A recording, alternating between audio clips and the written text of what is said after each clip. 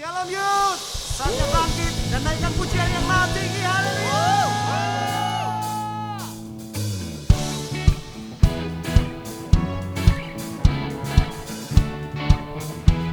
Mari bersama katakan.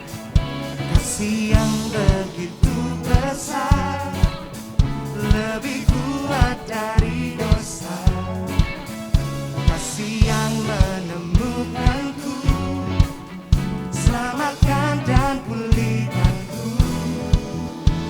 Ku naikkan syukurku, ku takkan berhenti memuji, meninggikan namamu selalu, menari, memuliakanmu.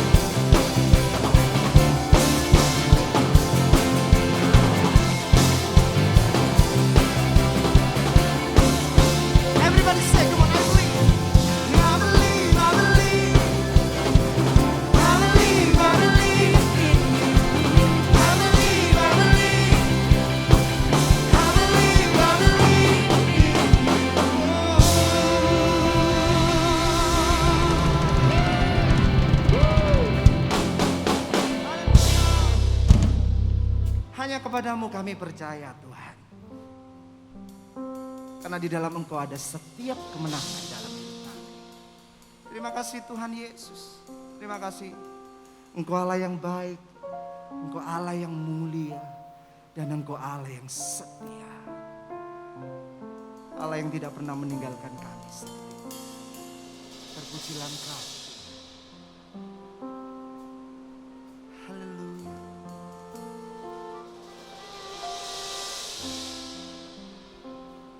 Jesus.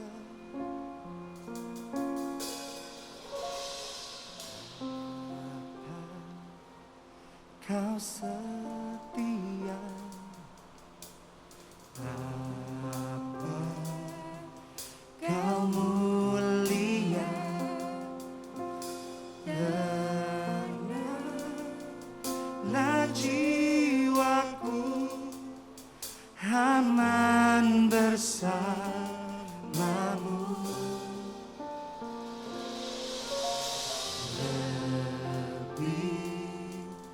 Dari harta, Kaulah segalanya.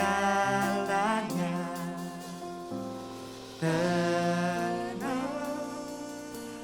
jiwaku dalam hadiratmu. Angkat tanganmu, katakan. Kau tunjukkan kasih setiamu, Kau menyediakan yang ku perlu. Kau setia, Kau mulia, dulu, sekarang, dan selamanya. Tunjukkan kasih setiamu, Kau menyediakan yang ku perlu. Kau setia, Kau mulia, Bapa, Kau setia.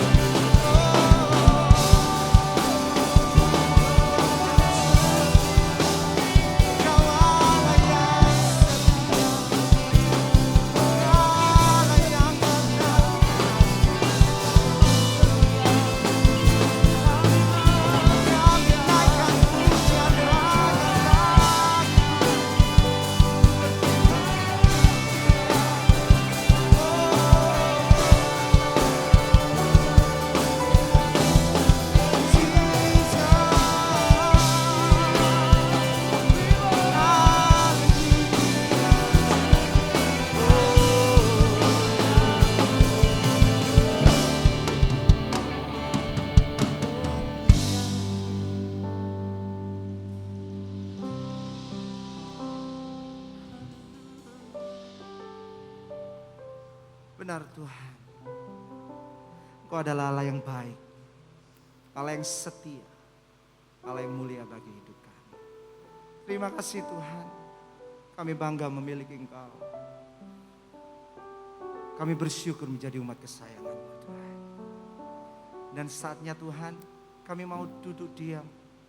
Kami mau mendengarkan apa yang menjadi isi hati-Mu Tuhan. Sampaikanlah isi hati-Mu bagi setiap kami. Agar kami semua tetap hidup di dalam jalur-Mu Tuhan. Agar kami mau setia sama seperti Engkau. Terima kasih Tuhan. Berbicaralah bagi setiap kami. Kami siap mendengar dan kami siap melakukan firman-Mu. Terima kasih Tuhan. Kami serahkan doa ini. Haleluya. Amin. Oke, shalom, siap teman-teman teens dan youth yang saya kasih dalam Kristus Yesus. Bagaimana kabarnya? Tentu semuanya luar biasa dan saya percaya bahwa Anda masih tetap on fire, Anda tetap masih berapi-api dimanapun Anda berada. Dan sebelum kita mendengarkan firman, mari kita berdoa terlebih dahulu. Tuhan Yesus, kami mengucap syukur bila hari ini ya Tuhan kami dapat mengikuti ibadah secara online. Kami lapar, kami haus akan firman-Mu. Biar firman-Mu mengubah kami semakin serupa seperti Kristus. Biar firman-Mu semakin membuka mata kami Tuhan. Sehingga kami semakin mengenal Kristus ya Tuhan. Hingga kami semakin mengasihi Engkau dan mengasihi sama manusia ya Tuhan. Terima kasih Bapa. Sampaikan isi hati-Mu tengah-tengah kami. Biar Roh Kudus ya Tuhan menjamah kami semua dimanapun kami berada. Hanya di dalam nama Kristus Yesus. Kami berdoa dengan mengucap syukur. Haleluya. Amin. Oke, mari kita buka di 2 Samuel pasal yang ke-12. Ayat yang ke-13 sampai dengan ayat ke-25. 2 Samuel pasal yang ke-12. Ayat ke-13 sampai dengan 25. Hari ini tema yang diberikan kepada kita semuanya adalah Heart of God. Hati Tuhan. Dan di bulan ini kita sudah belajar banyak tentang doa dan saya percaya bahwa doa ini akan menguatkan kita dalam 1 tahun ini ketika kita punya hati yang benar-benar dekat dengan Tuhan. Kekuatan kita adalah ketika kita berdoa dan ketika kita berdoa kita mengalami perjumpaan dengan Tuhan, kita bisa merasakan hati Tuhan. Amin. Dan hari kita belajar melalui Daud. Kita akan baca bersama-sama di ayat ke-13 sampai dengan 25. Lalu berkatalah Daud kepada Nathan, "Aku sudah berdosa kepada Tuhan." Dan Nathan berkata kepada Daud, "Tuhan telah menjauhkan dosamu itu. Engkau tidak akan mati. Walaupun demikian, karena engkau dengan perbuatan ini telah sangat menista Tuhan, pastilah anak yang lahir bagimu itu akan mati." Kemudian pergilah Nathan ke rumahnya, dan Tuhan menulahi anak yang dilahirkan bekas istri Uria bagi Daud sehingga sakit. Dan Daud memohon kepada Allah, oleh karena anak itu, ia berpuasa dengan tekun, dan apabila ia masuk ke dalam semalam-malaman itu ia berbaring di tanah. Maka datanglah kepadanya para tua-tua yang di rumahnya untuk meminta ia bangun dari lantai, tetapi ia tidak mau. Juga ia tidak makan bersama-sama dengan mereka. Pada hari yang ke-7, matilah anak itu dan pegawai-pegawai Daud takut memberitahukan kepadanya bahwa anak itu sudah mati. Sebab mereka berkata, ketika anak itu masih hidup, kita telah berbicara kepadanya tetapi ia tidak menghiraukan perkataan kita. Bagaimana kita dapat mengatakan kepadanya anak itu sudah mati? Jangan-jangan ia mencelakakan diri. Ketika Daud melihat bahwa pegawai-pegawainya berbisik-bisik, mengertilah ia bahwa anak itu sudah mati. Lalu Daud bertanya kepada pegawai-pegawainya, "Sudah matikah anak itu?" Jawab mereka, "Sudah." Lalu Daud bangun dari lantai, ia mandi dan berurap dan bertukar pakaian. Ia masuk ke dalam rumah Tuhan dan sujud menyembah. Sesudah itu pulanglah ia ke rumahnya dan atas permintaannya dihidangkan kepadanya roti, lalu ia makan. Berkatalah pegawai-pegawainya kepadanya, "Maka apakah artinya hal yang kau perbuat ini? Oleh karena anak yang masih hidup itu engkau berpuasa dan menangis, tapi sesudah anak itu mati, engkau bangun dan makan." Jawabnya, "Selagi anak itu hidup, aku berpuasa dan menangis, karena pikirku siapa tahu Tuhan mengasihani aku sehingga anak itu tetap hidup. Tapi sekarang ia sudah mati, mengapa aku harus berpuasa? Dapatkah aku mengembalikannya lagi? Aku akan pergi kepadanya, tetapi ia tidak akan kembali kepadaku."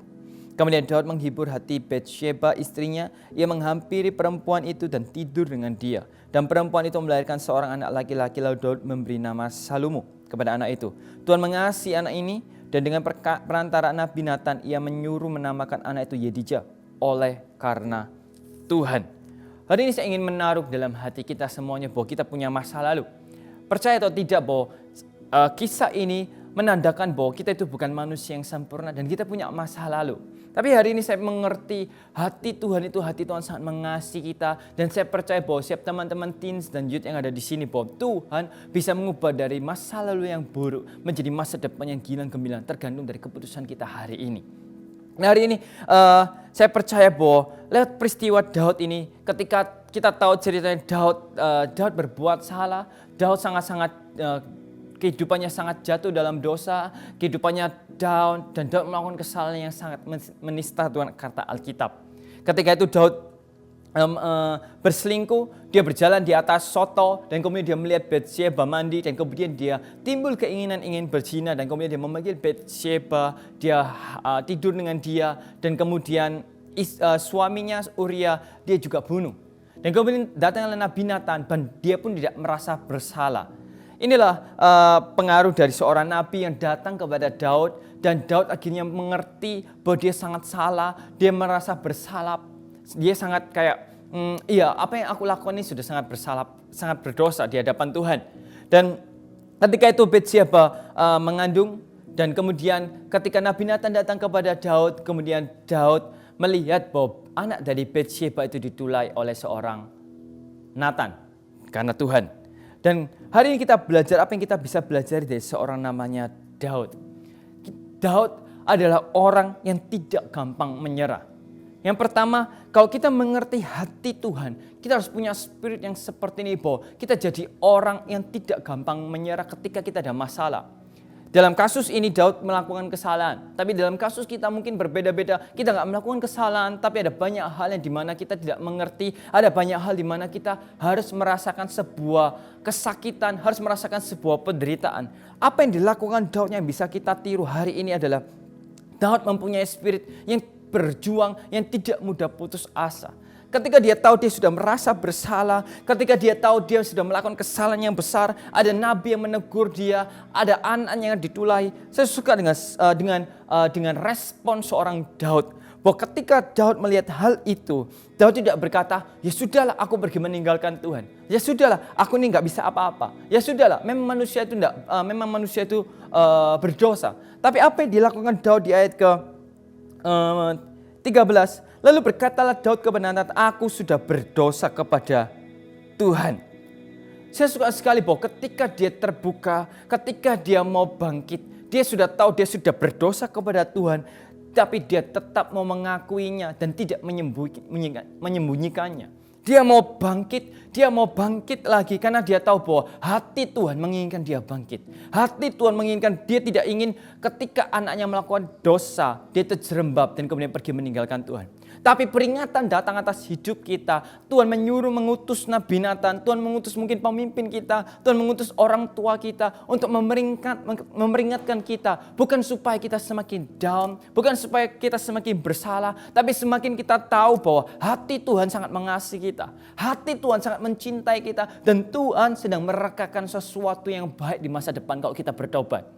Dan itu ada di dalam hati Tuhan, bahwa ketika ada firman yang menegur kita, ketika ada suara Tuhan yang keras yang menegur kita, ketika saya percaya bahwa ketika ada sesuatu peringatan dari Tuhan, dari siapapun kita, dari siapapun di antara kita yang bisa memberikan kita peringatan, aku percaya bahwa itulah hati Tuhan yang sangat mengasihi kita. Dan respon yang dilakukan oleh seorang Daud adalah dia bangkit, dia menyadari kesalahannya, dia terbuka di hadapan Tuhan. Karena saya percaya, saya berkali-kali mengingatkan kita semuanya bahwa keterbukaan adalah awal dari pemulihan. Tidak akan pernah ada pemulihan, tidak akan ada masa depan yang gilang gemilang kalau kita tidak semua memulai dengan keterbukaan. Dan Daud memulai itu, aku sudah berdosa kepada Tuhan. Aku mengakui dosa-dosaku. Dan yang kedua, apa yang dilakukan Daud setelah itu, kemudian ketika pergilah Nabi Nathan ke rumah menulai anak Daud. Apa yang dilakukan setelah itu? Lalu Daud memohon kepada Allah oleh karena anak itu ia berpuasa dengan tekun. Dan apabila masuk ke dalam semalam-malaman itu ia berbaring di tanah. Saya suka sekali dengan respon Daud ketika dia sudah menyerah. Apa yang dilakukan ketika dia tidak menyerah? Yang kedua, dia berdoa berpuasa dengan tekun. Saya suka sekali bahwa setiap orang Kristen, setiap anak muda di gereja Mawar Sharon Youth harus punya spirit yang seperti ini. Ketika dia sudah berdosa dan dia ingin bangkit, apa yang dilakukan Daud? Dia berpuasa semalaman, dia berdoa, dia berbalik dengan segenap hatinya. Dan ketika dia berdoa, ketika dia berpuasa, dia mengusahakan satu hal ini, supaya anaknya nggak jadi mati. Supaya anaknya tidak jadi sakit dan kemudian disembuhkan oleh Tuhan. Itulah harapannya.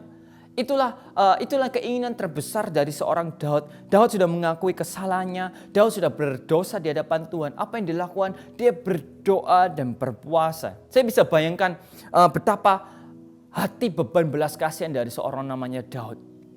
Kalau nanti teman-teman yang ada di teens dan youth, kalau suatu saat punya anak, saya percaya bahwa ketika anak sakit, ada bapak dan mama yang sering berkata bahwa lebih baik aku aja yang sakit daripada aku lihat anakku yang sakit. Kenapa? Karena dia tahu bahwa dia sangat mengasihi anaknya dan anaknya itu tidak ingin merasakan penderitaan. Sedangkan hanya orang dewasa yang mengerti bahwa lebih baik aku sakit daripada anakku yang sakit.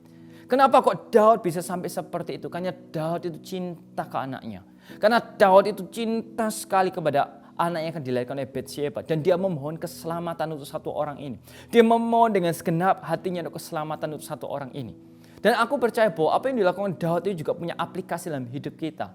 Bahwa kita juga harus punya spirit yang seperti Daud yang mati-matian. Kita mau berdoa untuk keluarga kita yang belum diselamatkan. Kita mau berdoa untuk teman-teman kita yang masih belum diselamatkan. Kita mau berdoa untuk sekolah-sekolah atau kampus kita yang masih belum diselamatkan. Kita berdoa untuk best friend kita yang masih belum diselamatkan. Masih ada perkataan yang kotor yang keluar. Masih ada iri hati yang keluar. Masih ada menonton pornografi yang keluar. Masih ada self sex. Masih bertengkar dengan orang tuanya. Ini loh dibutuhkan orang-orang yang seperti Daud yang menjadi jembatan antara yang hidup dan mati. Dibutuhkan orang-orang yang punya hati yang seperti Daud. Dan Daud ini melakukannya hanya untuk satu orang. Kenapa kok Daud sampai melakukannya seperti itu? Karena dia cinta anaknya ini. Dan saya juga mendorong apalagi teman-teman yang ada di sini bahwa baik pemimpin, baik bukan pemimpin. Yang saya percaya ketika kita punya hati untuk generasi ini. Ketika kita punya hati untuk teman-teman kita. Kita akan berdoa dengan segenap hati kita. Dan kita akan berpuasa dengan tekun. Supaya apa? Tuhan menjamah dan menyelamatkan setiap teman-teman kita. Dan saya percaya bahwa tidak ada yang mustahil. Tidak ada yang sama sekali ketika kita berdoa, kita meminta kepada Allah yang hidup. Dan saya masih percaya bahwa Allah yang kita sembah, Yesus adalah Raja di atas segala raja. Dan tidak ada sesuatu yang mustahil. Katakan sepatah kata saja, maka sesuatu terjadi. Karena kita percaya bahwa Allah yang kita sembah adalah Allah yang hidup. Amin. Dan Daud melakukan ini hanya untuk satu orang. Hanya untuk satu orang dia benar-benar berdoa. Dia benar-benar bergumul. Tidak mau makan. Dia menyendiri. Bahkan Alkitab sampai berbicara bahwa ia tidak mau ngapa-ngapain. Dia hanya berbaring di tanah. Dan dia tidak mau diganggu oleh siapapun. Kenapa? Karena hatinya hancur. Karena hatinya hancur untuk satu orang ini. Dan saya berdoa.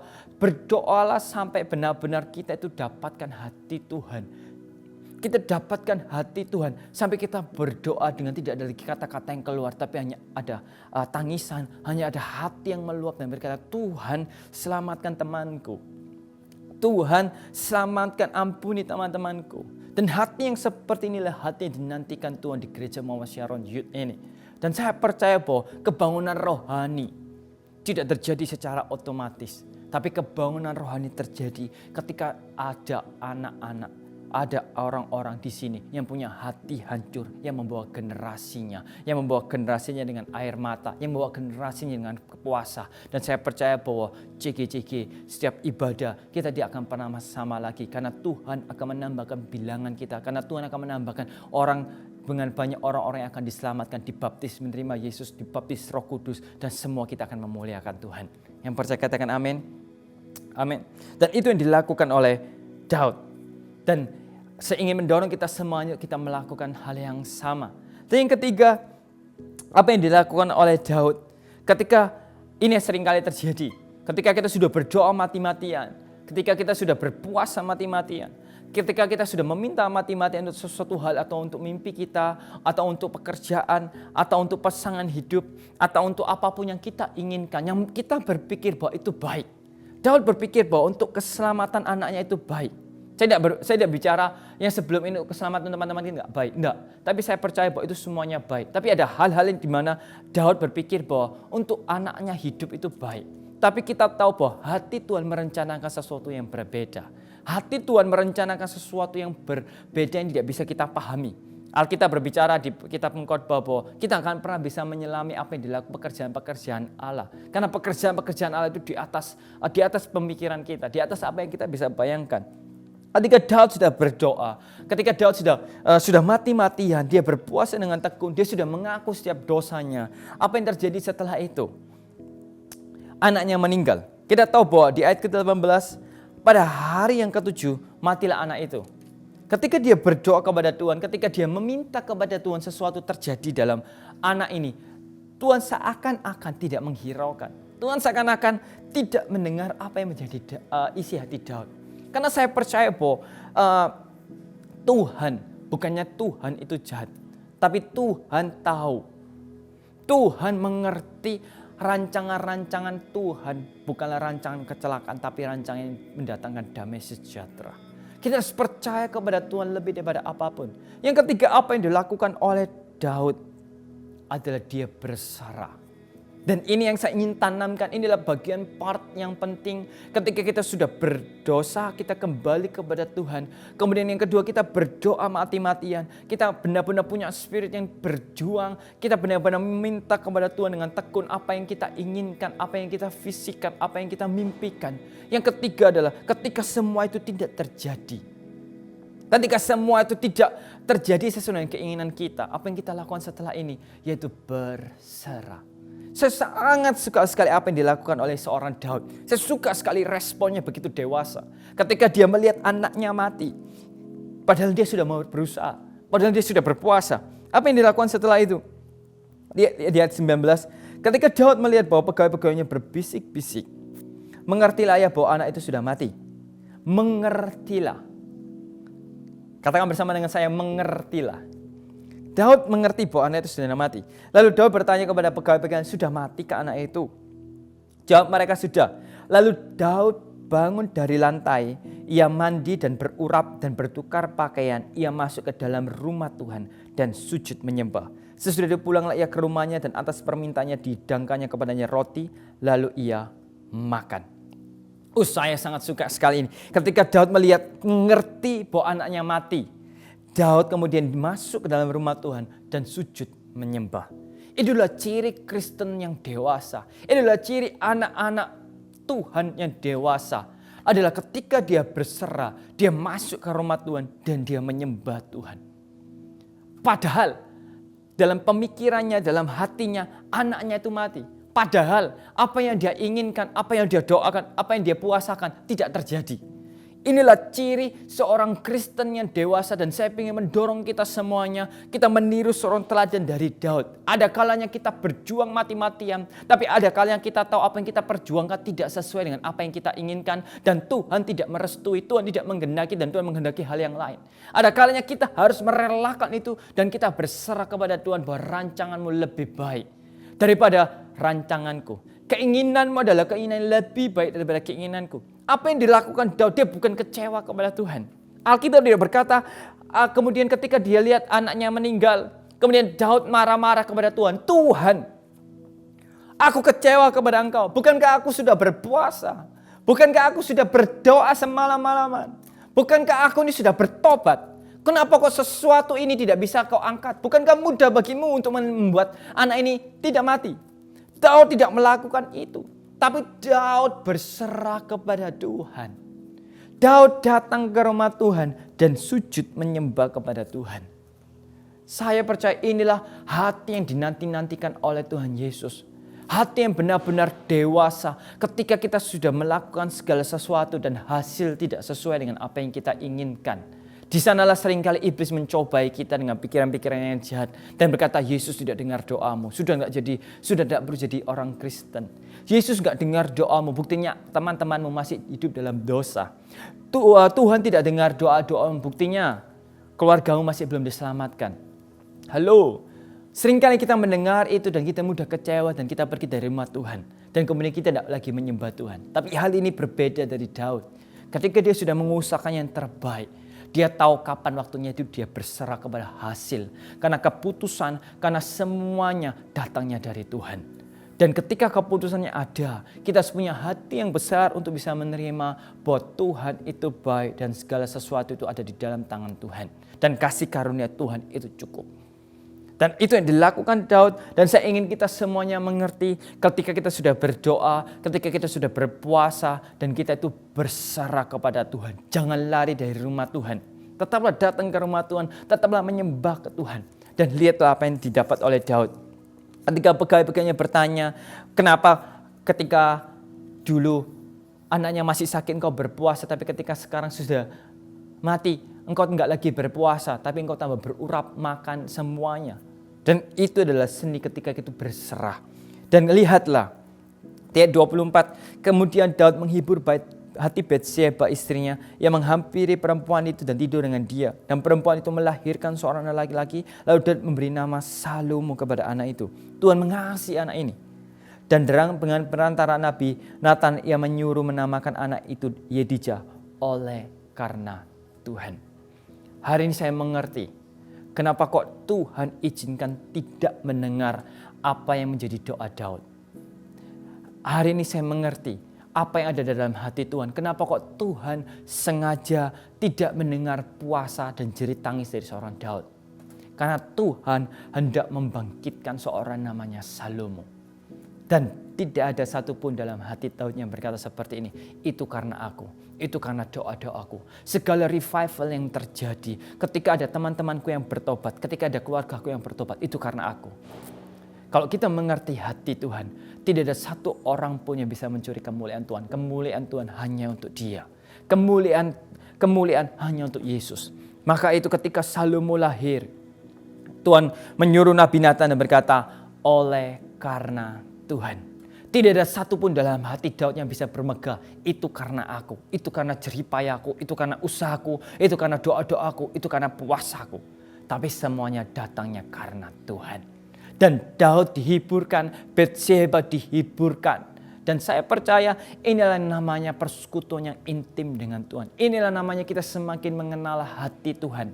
Ketika apa yang kita inginkan tidak terjadi bukan berarti itu jahat.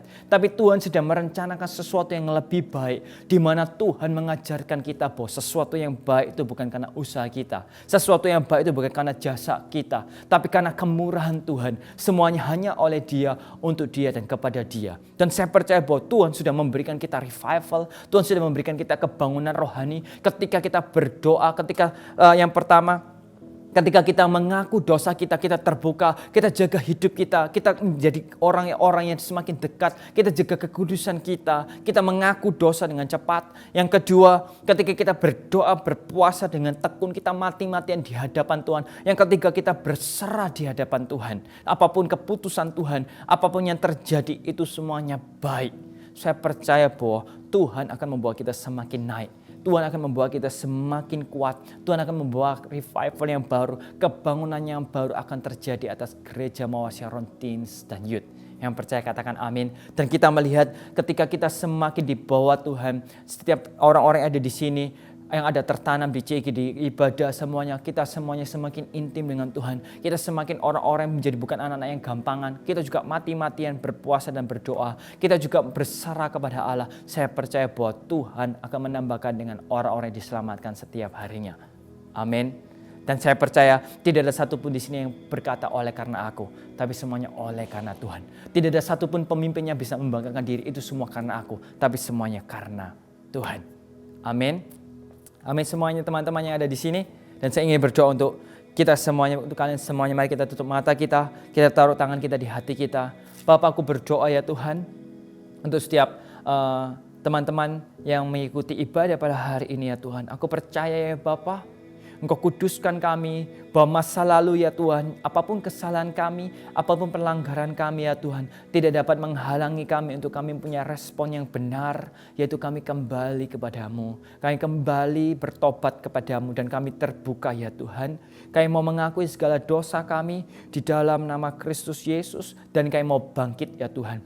Kami mau berdoa sungguh-sungguh ya Tuhan. Kami mau bertekun, kami mau berpuasa ya Tuhan.